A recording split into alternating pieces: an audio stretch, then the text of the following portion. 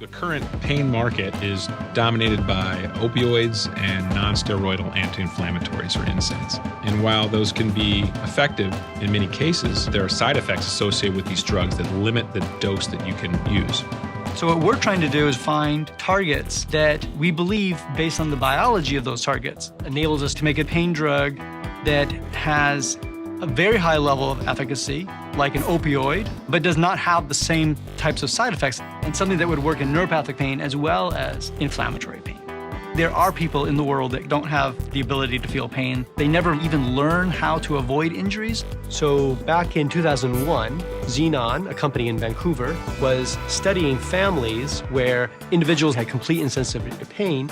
And by doing pedigree analysis, they were able to track the gene that was responsible for that and identified mutations that inactivated the gene, resulting in this loss of pain sensation. And when you see something like that, the first thing you want to do is try to figure out if you can come up with a molecule or a medicine that could mimic the effect of the gene deletion.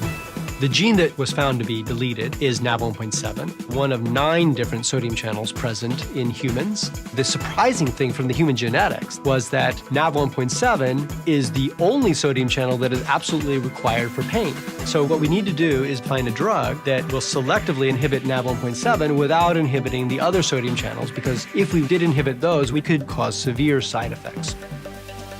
Sodium channels have this pore that allows sodium ions to go through. Around the pore, there are 4 voltage sensors that sense the membrane voltage. And when it reaches a certain trigger point, that causes the channel to open and then sodium flows. And when the sodium flows, it sends the pain signal. And if you stop that process, you can't feel pain.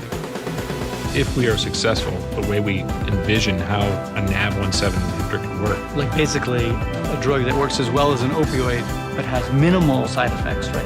Exactly. That would totally change the landscape of how pain is treated. It would be a game changer for all forms of pain. It would revolutionize medicine.